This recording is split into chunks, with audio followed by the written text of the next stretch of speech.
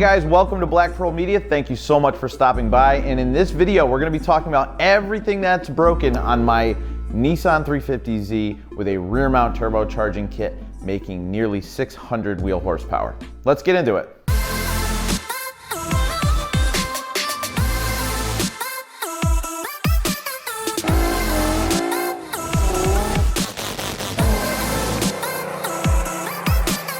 So if you guys are new to the channel, my name is Caleb, and this is my 08 Nissan 350Z that I've been modifying for about 8 years now, and a lot of it's been documented on the channel. So if you are curious and want to check out any of those modifications, I encourage you to go and look at the playlist of building the rear mount turbocharging kit, and there are a ton of other content on the channel as well. As you guys know, cars don't really ever stop being built, so there will be a lot more content on this vehicle, but I also have a G35, I have a Jeep. We're gonna be working on a few other vehicles on the channel here soon. So if you guys are into anything automotive, definitely hit the subscribe button, like the video if this is something you're into, and let's just jump more into the car. So the car itself is a 2008 Nissan 350Z with 155,000 miles on the odometer.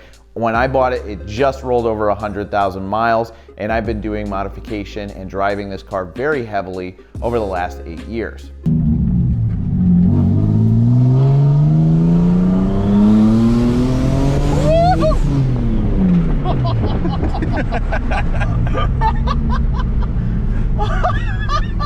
For a period of time, it was my daily driver. I also took it weekend track days and autocross events.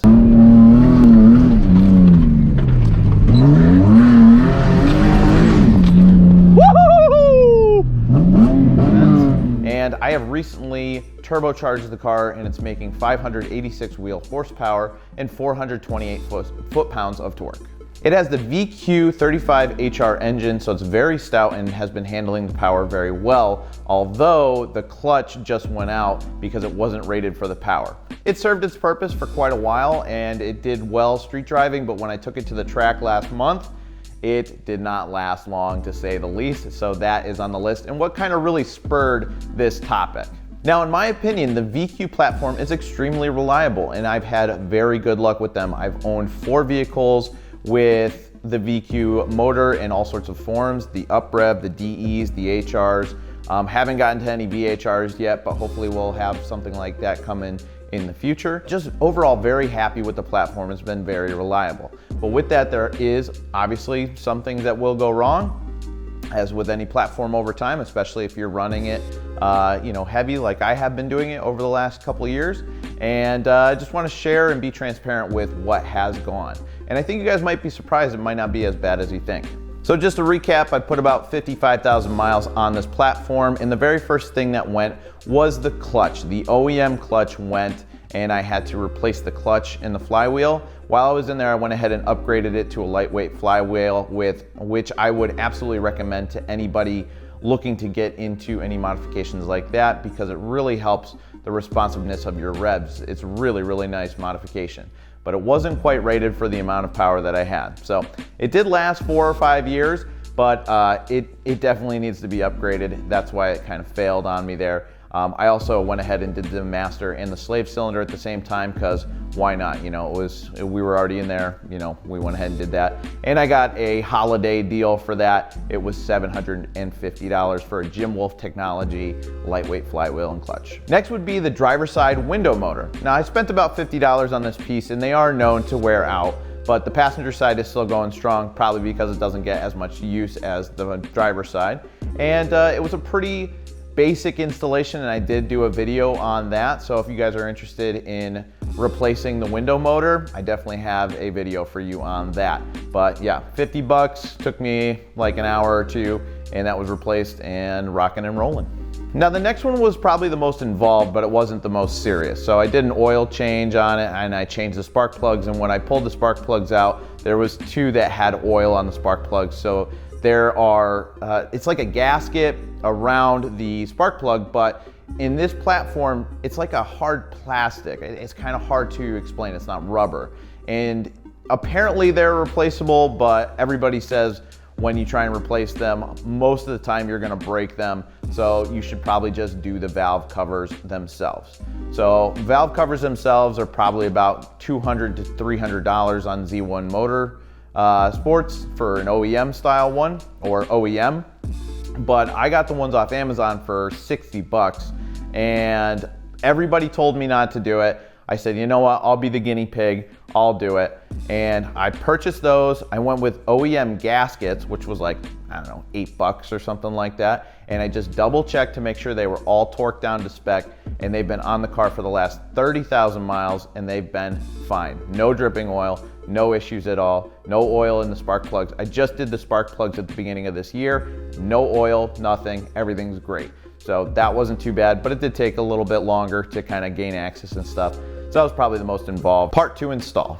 Now I do have aftermarket front upper control arms, and they do have removable ball joints, and they did wear out on me, so I replaced those, and they were about $120 each. But the nice part is that they're super serviceable. You literally unscrew the old ones and screw the new ones back on, all done. Wipe your hands, you're done with that. So front ball joints, they're a wear and tear item, but they do wear and tear more frequently, obviously, when you're doing more track and autocross and things like that. So definitely something to keep in mind. Now let's get into the boost side of things. So the car's been boosted for about a year now, and it's doing great.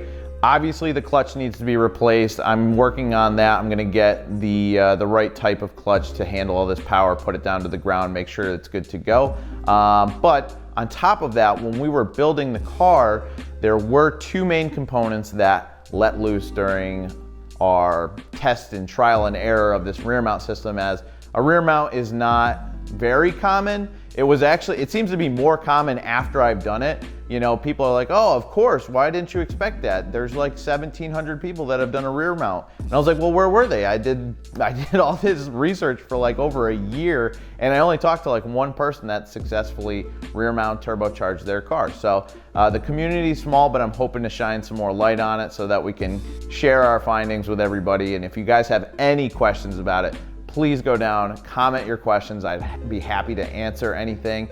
If I don't have the answer, I do know other people that may be able to answer it. So, you know, let's just continue to build this community around that. But having said that, with a rear mount turbocharging system, you do need to get oil to the back. Unless you do an oilless turbo system, I didn't go that way. So I used a scavenge pump. I used something called a TurboWorks scavenger pump, and it died. It died after like 3 or 4 months, and it was still getting an electrical connection. It was still turning, and it sounded like it wasn't broken, but it wasn't circulating the oil properly, like the fins inside had broken or something along those lines. And the oil was not getting circulated. And when the car was off, the oil was flowing back through the oil lines. This was before we put a check valve in as well. And it actually blew the seals on my Precision Turbo. So that one weak spot blew out the turbo. I had to replace the turbo, and I replaced it with a $50 scavenge pump that's like marine grade. It's kind of generic. You can get it on Amazon, and it's been doing great. It always fires up. It's a little bit louder, but you can hear it, so you know it's working. And that was kind of an interesting debacle, if you will. So if you guys want to avoid that, I will link the scavenge pump in the description. So if you guys are planning on doing this, you guys can be have the most updated information at least. Just so you know, the previous turbo is a Precision 6262 turbo. It was doing a lot of smoking, and we had to change that out. I changed it out with a Borg Warner S366 turbo, and I did that on the recommendation of some friends, and honestly the price was right because I was at the end of the build, budget was low, and it works. So it's been very reliable, and you know, it was like something like 650 bucks, 600 bucks, something like that. So nothing too crazy. So guys, that's basically it. So 8 years of running the car, over 55,000 miles put on the car. It currently has over 580 wheel horsepower. Do you guys think this is a reasonable amount of things that have broken or gone wrong to justify this, or do you not? Why don't you leave it in the comments? I'd love to talk to you guys about it. While you're down there, feel free to hit that subscribe button, and I'll see you guys on the next video. And then once you're in it, you're in it.